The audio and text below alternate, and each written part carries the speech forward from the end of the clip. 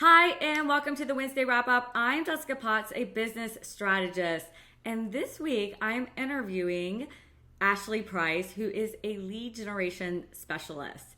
And Ashley is coming on and giving us the lowdown hoedown on what exactly leads are and how to start organically generating leads. So, if the struggle is real when it comes to understanding what a lead is, getting leads into your business, and turning those leads into paying customers, make sure to tune in.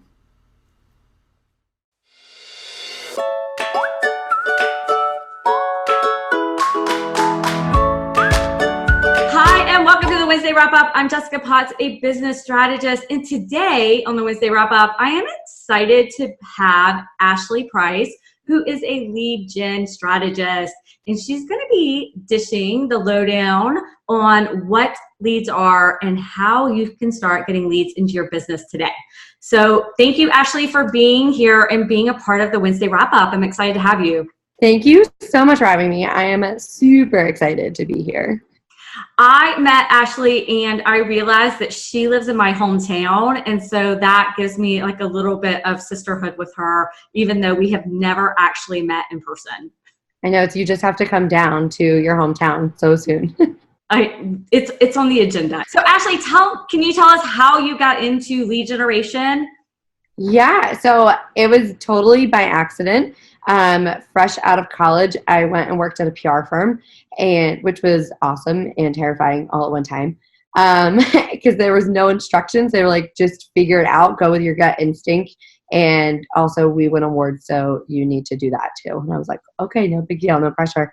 And so then we did that and I loved it. And then I went to the newspaper side of things because I was like, well, I want to know how to pitch journalists better and understand that side of the industry better. And then realized you make way more money in marketing than you do as a journalist. So I went back to marketing and was doing my own thing when I got a call from a guy at my church. Actually, he said, hey, listen, we need help right now. Can you come in like Monday? And it was like Thursday. I'm like, sure, no problem. And so I come in and he was like, listen, we need somebody like this week. Can you come in here and help? And I'm like, okay, no clue what I was getting myself into. It was a fintech company. I've never been in fintech. I'd never never heard such kind of desperation. And when I got in, I found that they were hemorrhaging cash. And their leads were costing them close to $1,000 a piece. They weren't converting as well and things like that. And so that became kind of my sole focus for 18 months was fixing their lead gen problem and their conversions and their sales process and all of those kind of things. Because to the client, it's one experience, even though internally it's a bunch of different steps. And so I became kind of obsessed with lead gen and how to do it organically and as cheap as humanly possible. Because this company needed it. They're like, if you don't save it, then the company is going to go under. And no pressure there whatsoever. They're like, we're all not going to have jobs if you're bad at your job. And I was like, okay. Well, there's no more welcoming to a new company than we're all riding on you and we all have family and children at home.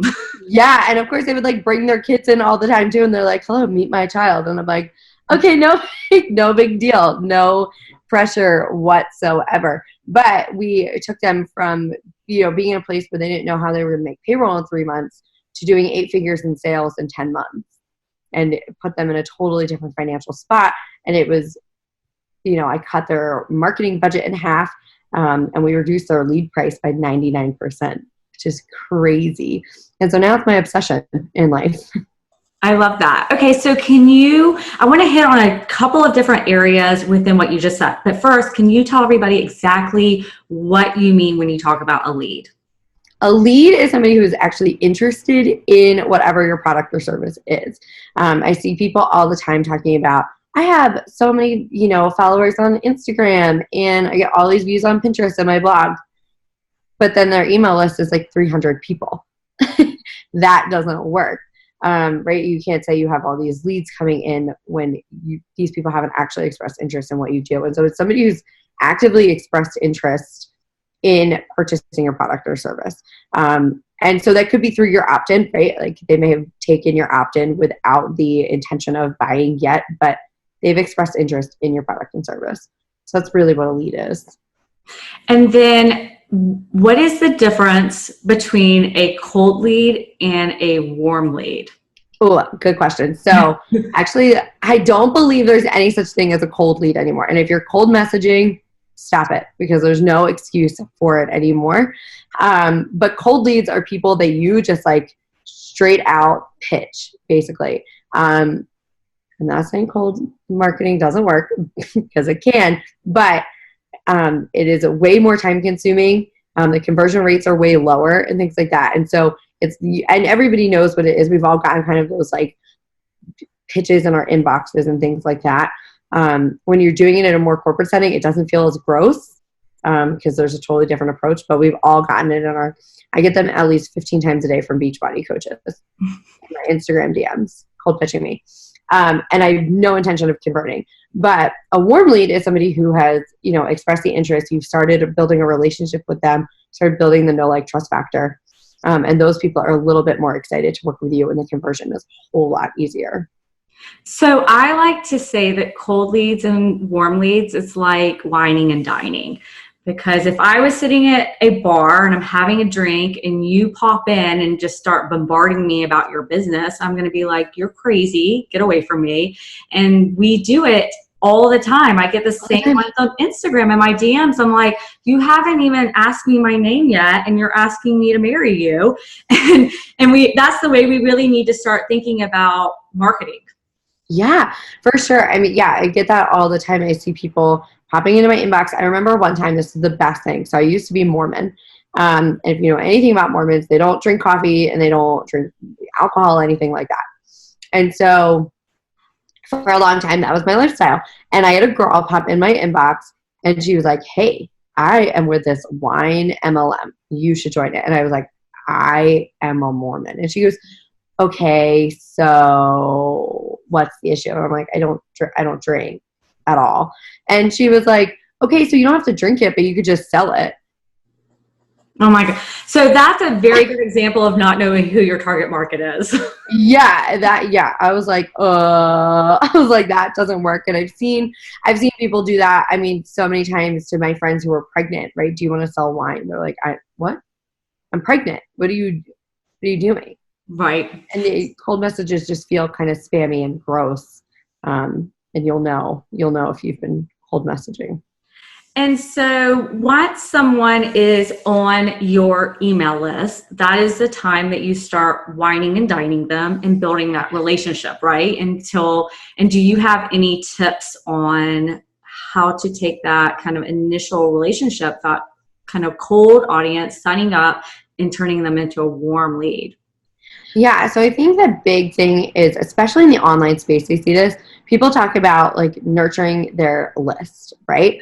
And all they're talking about is their email. And I see people do it too. They're talking about their funnel, and they're only talking about their email. And that's not what your funnel is. It's not the only way to nurture your list, right? If you have a Facebook group, like on that email list, invite them into the Facebook community so you can continue to build that relationship in that way. Tell them to come hang out with you on Instagram. Like I put out when I was traveling, I'm like, follow my Instagram stories, like, because I'm going to be all over the country for the summer. And so I've connected with so many people traveling and things like that weren't on my email list, right? But that's another brand touch point. And so I say, like, wherever you are, invite your audience to be there with you. And then continue to build a relationship that way, and stop treating your email funnels to like it is the holy grail and the only thing that you have. And then I see people doing their email funnels and they're like, here's my 3 emails and I'll buy my $20,000 product. No way. My email funnels for people who sign up for my list are like 12 emails deep before I even pitch them something. And my conversion rates are way higher. A little longer sales cycle, but way higher conversion rates. But you're whining and dining them and right. Understanding who they are, and even within your email, having them click into different areas so that you can understand them better to be able to meet their needs, if that makes sense. Yes. Yeah, that's the big thing is you have to meet your ideal client where they are. We have to stop asking them, because they're hiring you because you have a solution to their problem. And so you can't ask them to meet you where you are. You need to go down to where they are so they can understand that you understand their problem and can actually provide a solution. And so we have to stop asking them to step dramatically out of their comfort zone to meet you where you are. You need to go into their comfort zone so you can help bring them to the new level they want to be at. Exactly. A lot of people are under this illusion that they can just run Facebook ads and start converting people into their coaching or, their group coaching sessions. And you mentioned earlier about organic leads. So can you explain a little difference between organic and paid? Yeah. So, so a lot of things that I notice, especially in the online space, is that we're not tracking our cost per lead. Like I would say, I don't know, I could probably name like 4 people in the online space that I know personally that tracks their cost per lead. And so they just spend a bunch of money on Facebook ads because everybody tells them they should spend money on Facebook ads. They have no idea what their return on the investment is on that. They have no idea how much their leads are costing versus what the acquisition is and retention and all of those things. And so we're spending a fortune on leads that aren't even converting as well. Because I don't know about you, but I've never bought a $20,000 program from a Facebook ad. Yeah, no, I haven't either. I really love it. And like even the ones that I have bought that are expensive, it has definitely been through phone calls and getting to know that person and feeling comfortable and trusting them. It's definitely not from a cold ad. Right. It's definitely not from a cold ad. And I see coaches pushing that all the time, but the organic ad, so I've spent stupid amounts of money on coaches and mentors and things like that. And every time it is from either a referral or it has been through, somebody I know, or I met them at an event or something like that. And so I'm not saying you need to go out and do all this networking and things like that. But you need to be a resource. And the more you can be a resource, the more you stand out, and you can be a resource for free. You don't have to spend money to be a resource. Content marketing is still king of the land. It may not be, everybody's pushing out a ton of content on Facebook. Like, where's your blog content? Google loves that. Google will eat that up. And that's how you get out there and in front of people and be a thought leader. Because you don't own Instagram, you don't own Facebook, you don't own any of those things. And so to neglect your organic in favor of paid is the biggest mistake I think that people are making right now.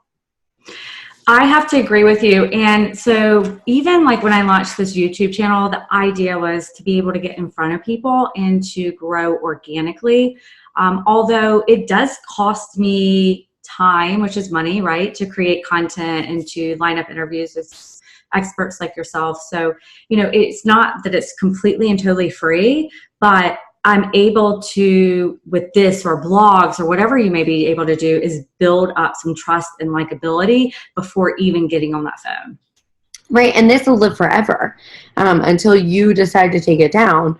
It's your video, it's your blog post. And so there are times that I'll search for something and a blog post will come up from 2015 that answers my question. And so this person is still getting traffic on something they did 4 years ago. And it is continually to have a return on their investment of time. And so you can't say that with ads, because once you turn those ads off, it's it. You're done. Content is gone. And I have to be honest with you. I have had Facebook ad experts run my ads, and I just don't see it. And we're talking $3, $4, $6, $10 per lead, and then nothing is converting. And so those are all lost dollars. It's interesting because I really do believe that there is a better system where you can run video ads at pennies on the dollar and then retarget those people who have watched those videos. But when it comes down to it, you definitely want to have enough information out there to be able to pull in organic leads.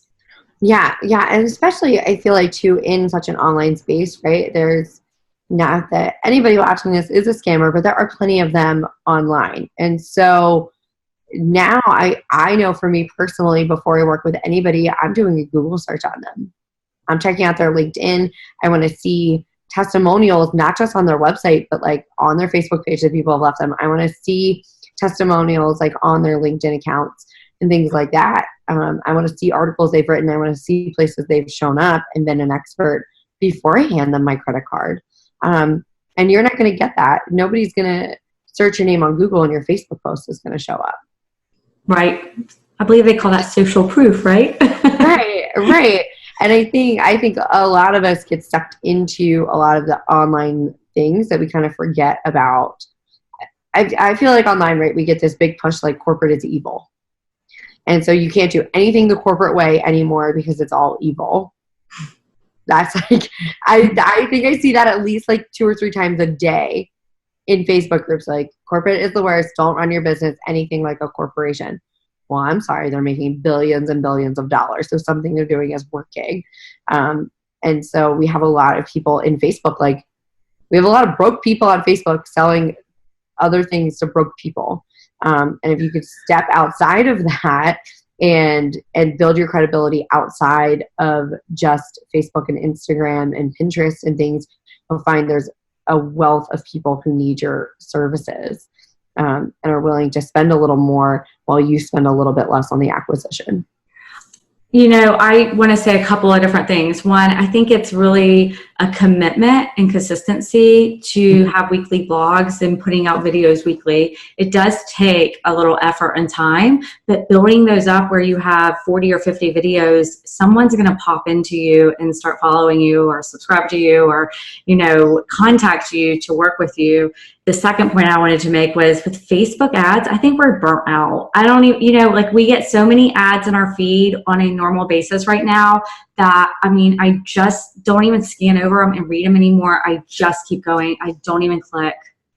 Yeah, I'm with you. It has to like really catch my attention to be something that I super need. And I'll be like, okay, yeah, this would be really helpful to me. But most of the time, forget about, I just scroll by and I think that's because we're getting smarter as consumers, right? This is why the commercial industry doesn't work anymore, even though people are still putting billions of dollars into it, which is crazy to me because I don't know about you, but I don't watch commercials. Yeah. Well, I don't really watch, like I watch like Netflix and things that don't even have commercials anymore. Exactly. Right. And I pay for like the Hulu subscription with no commercials. I would rather spend the extra $10 a month to not have commercials. And so ads are kind of the same way, right? Like we're just too smart for them now. So when we talk about like lead generation, can you share with everyone here, like how can they find out where their leads are coming from? Okay, so this is great. So first, I'm really hoping you have some sort of way to track where your leads are coming in from. So like whether you have like a question on your form or maybe you have several opt-ins. I've seen people do this. They have the same opt-in, the same exact page, but one is maybe something they only put on their Instagram and one they only put on Facebook and things like that to see where their leads are coming from. But get into the habit of asking your leads, like where they found you.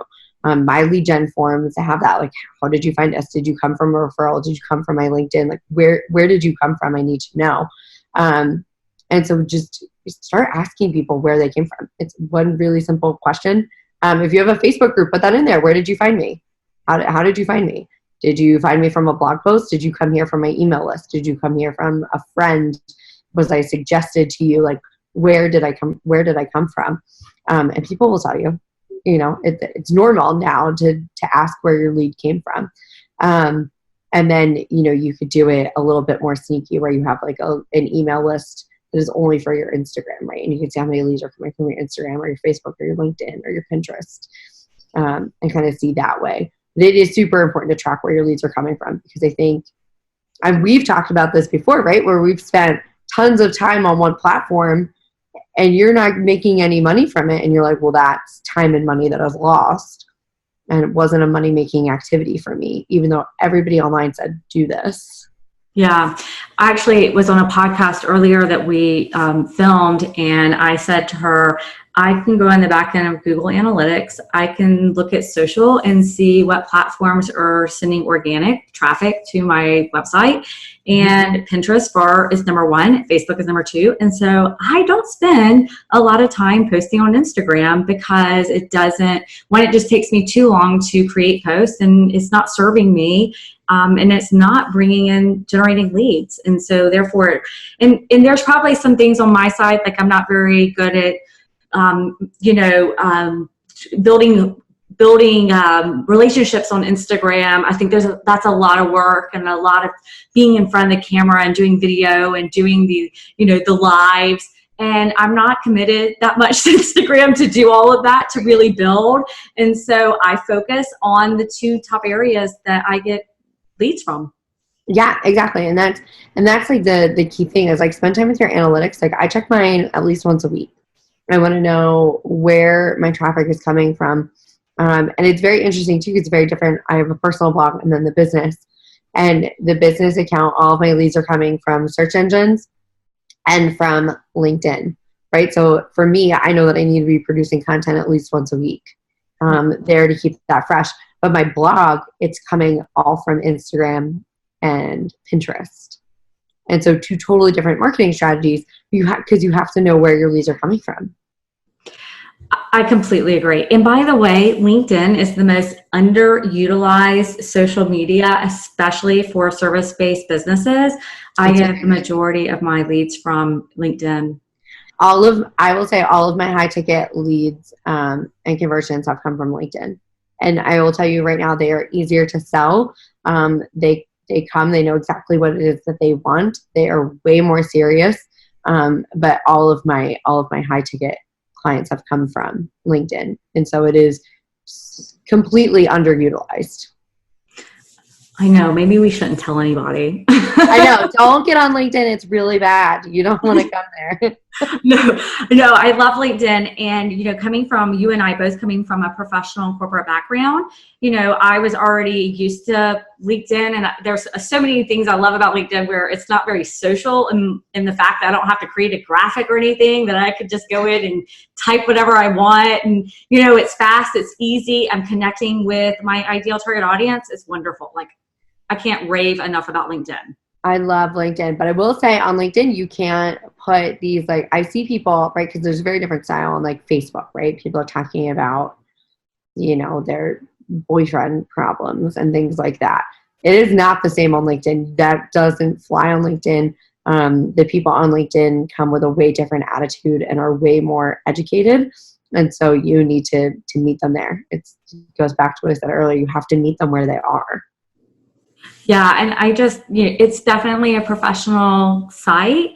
I'm telling you, I'd rather deal with that than have to go through my feed on Facebook. So, oh my gosh, for sure. I love my LinkedIn feed. I always feel smarter after I get off of LinkedIn. I know, and there's always great articles, and I can put in articles on there, and it's just a great networking tool. And I'm going to actually do a video on LinkedIn at some point and share with people how to really use it and optimize with keywords and everything like that. So it is the best. I know, right? So is there an average when it comes to lead generation? I know, like I read years ago, like Sprint, the telephone company pays $66 per lead, but and then there's companies that pay $2 or $3. What is average when we're talking about service-based businesses when it comes down to how much you should be paying for a lead? Oh, that's a good question. So it really kind of depends on like what you charge and then how much time you're spending to get those leads. And you've got to factor in your ad cost and like factor in all kinds of things. You need to factor in like, what is the rent on your office space, including your apartment? Like that all needs to go in when you're calculating your ROI. And then you can kind of see based on your ROI what your leads should be. So like when I worked for that fintech company, their leads were $900 a piece when I started, which is crazy. And we got them down to like 35. And so because of the ROI, it didn't make sense for the amount they were spending on their leads. And so really, I personally don't think, especially if you're a service-based business and you're new, I don't think you should be spending any money on paid ads. Like I don't think you should spend any money on paid ads. And I feel like I'm going to be the most anti online marketer when I say this, but like stop automating so much too and putting all this money into automation tools because you haven't replicated it organically yet. If you can't produce leads consistently organically, then you are not ready to spend money on ads. I love that and I second that. And I do. I second it, and I'm in these Facebook groups and I see where people are building their email list and they're spending, they're like, well, I'm only spending $5 or $10 a day. But the thing is that you're spending $5 or $10 a day, but you don't even have them in like a system, a funnel where you're actually leading them down the journey they want, they need, and they desire, and into the solution in which you can produce and help them get. And so I'm thinking to myself, so you're running all of these Facebook ads, you're spending.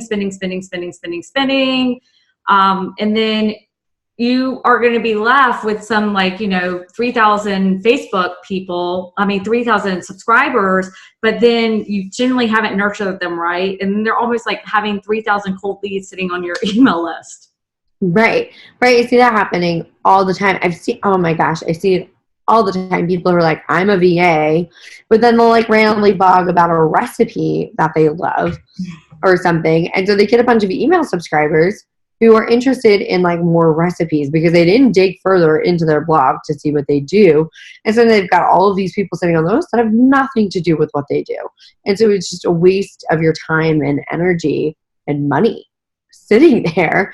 And so, yeah, I don't think, unless you can replicate it organically, you shouldn't be spending money on ads. And so the only thing you should, like, your cost per lead should only be your time until you are able to replicate it. So essentially what you're saying to us is to really gain organic leads is to gain visibility and start putting yourself out there, becoming expert in your area, your niche market, and put out blogs or videos or whatever feels authentic to you, but just continuously and consistently put yourself out there. Yeah. And that's the thing, you just have to keep getting in front of people. Because we see all these overnight successes, but they're not overnight. They put in the time doing the podcast interviews, doing these types of interviews, guest blogging, submitting pitches to publications, speaking at conferences that were smaller that maybe everybody doesn't know about, and just continually building themselves up as an expert until you have so many backlinks, right? Google can't ignore you and people can't ignore you anymore. And they're like, you're the person that I need to see for this problem. And it's much easier to present yourself as the expert and have people come to you and say, I need your help, rather than you constantly emailing them, begging people to sign up because you don't have money to pay your rent. Right. Well, I don't think that you should ever go into a sales process with the fact that you need to make a sale. I'm a big believer, and I say this over and over, especially on this channel, is that build deep relationships. And that way, whenever you need anything, that you can always rely on those people because they already like and trust you. I'm also a big believer in creating a referral program, because that way anybody that you meet, it gives you another arm of your marketing that someone is going to pitch you and, receive that referral bonus. It's coming from a trusted source. So they're actually going to call you. So there's so many different ways out there of generating leads, and not just relying and sitting in front of your computer thinking that you're going to get all of those off of social media. Yeah, that's the thing too, is you need to, when you're generating your leads, there needs to be multiple outlets. I think a lot of times we treat our freebie as like the beginning of the sales process, but it's not at all. It's the very first brand touch point that they have. So maybe it's the blog post they found. Maybe it's the Instagram post that they found in the Discover tab. Maybe it's a random Facebook post that you put out, or a pin that you had. It's meeting you at a conference or at a lunch somewhere, right? That's the beginning of your funnel. That's the top of your funnel in the awareness process. And then how you choose to nurture that is up to you, but you have to do what feels authentic. But we have to stop treating the lead process as something that only starts when they hit your email box, because it's not at all the case. Yeah, because they may have been watching several of your videos or reading a couple of your blogs even before joining your email list. You're absolutely right. And I think that we forget about that. And also, it's interesting because I talk a lot about customer experience, and customer experience starts from any touch point in which someone either finds you, be it on social media or blog posts or Pinterest, whatever, and then it goes through that. So, and that experience starts right there. And I love that and that's the same as lead generation. Yeah, everybody has the potential to be a lead or like a lead referral for you. And so treat it as such, but as a relationship. Nobody wants to leaving a conversation with you feeling like a car salesman. Just talk to them. That's the worst. And it's so gross. It is, when it comes to marketing, I'm like, put yourself out there, be visible, add value, show up authentically and genuine, and then offer someone a way to work with you is so much easier than going in there and immediately thinking that you're going to go in for a sale. Yeah. It just doesn't. Yeah. More times than not, I have made my sales by being a resource. So can you share a little about what you do when someone comes in as a client and how you help them get results? Yeah. So most of the time my clients come to me because they're hemorrhaging money and they don't have enough leads coming in. And so I sit down and kind of diagnose the problem. And we do this really intense kind of deep dive into their lead gen process, whether they have one or not, and then kind of formulate a new strategy. And then usually I execute on it. And almost 99% of the time I do it organically. And if they're running paid ads, then I cut costs drastically. Because I'm like, you don't need to spend as much as you think you need to spend in order to grow and scale your business. So like I have clients right now where I'm doing all of their content marketing for them, so they can generate more leads. And it's so much different than running an ad, because I feel like I'm having real relationships with people. We're having real conversations about things that are kind of changing their business and their lives, and it's all organic. So. And where do you see, like right now, like as we're sitting here in 2019, where are the most like organic leads coming from? Or is it different for each industry or, niche or whatnot? So I think it's different for everybody. And it, like industry wise, it's different, but then each person running their business is different, right? There's some people I know who hate being on camera, but they'll get on a podcast and talk for hours. And so it's kind of different for each person. You have to figure out what works for you and your audience. Like you can't neglect what your audience wants. Like, but I will say, I know like 2021, 2022, it's like 90% of content will be video marketing. And so if you're not putting out video content in some way, shape, or form, then you are way behind the curve. You're behind the curve if you haven't started now. If you get started right now, because it's going to be a few years before corporations catch up. And when they do, they're going to put a ton of money into it to try to drown you out. And so you need to be building your audience right now in video form. So I recently received a connection through LinkedIn, and they sent me a quick video kind of welcoming and personalized it. And I was like, that right there is brilliant, because one, it made me watch. It wasn't just written content. And I thought it was kind of innovative and new and different. And I've been reading about video as well and noticing that the trend is definitely on video. And I mean, how many times I'll watch a video because I can listen to it in the background and not have to read, which is more appealing to me. Yeah, I'm the same way. I prefer video content over written content, which is really funny because I am a writer. But with my schedule, I'm like, give it to me in a video. Show me something, and be a resource to me. And I've seen video content done where I've had people pop into my inbox with a personalized video, and I'm like, yes, I love it. I will respond to them with a personalized video back. But I've also had people send me a generic video, and you can tell it's generic and it feels gross, and I immediately unfriend them. You immediately unfriend them? Even on LinkedIn, you immediately unfriend them? On LinkedIn, it's like a little different because I kind of get it a little bit more. But when they slide into like my Facebook messages with a generic video trying to welcome me, and like, no, thank you. Have a good day. Like, that's funny. Did you did you just say like slide into my DMs? I did. I feel like I'm so old because I don't think I use that right anymore. Well, I thought that was non-professional to use. I thought it was something like my my 16-year-old niece gives me the rundown of what's in right now, what's not. And I asked her about that the other day, and she's like, that's getting old. I'm like, okay. Okay. Yeah, right. I'm like, I don't know anymore. My kids are 5 and 7, so I don't know what everybody's doing and stuff anymore. Okay, so if you could give anybody advice as we're wrapping up, what would you say people should be doing to generate leads, especially when it comes to organic leads starting today? Starting today, I think the most important thing you need to do is plan your content. Because when you plan your content and you know exactly what it is you're going to be talking about and how you're going to show up as an expert, it's a lot easier to do so. So sit down and map out a plan, even if you're going to map out the next month, right? So at least you know I have some kind of idea. Here's the way I'm going to show up as an expert, and the different ways I'm going to do it and repurpose it. And don't be afraid to repurpose your content. Take the video and transcribe it into a blog or embed it in your blog. Send it in your email list. Break it up into snippets and make it a social media post with a link back to the full video, whatever it is that you're going to do. So show up as an expert and don't be afraid to repurpose that content. Well, and I think that it was like Gary Vee who said it best. And he's like, if you're an expert, you're talking on 1 or 2 or 3 challenges that your customer has.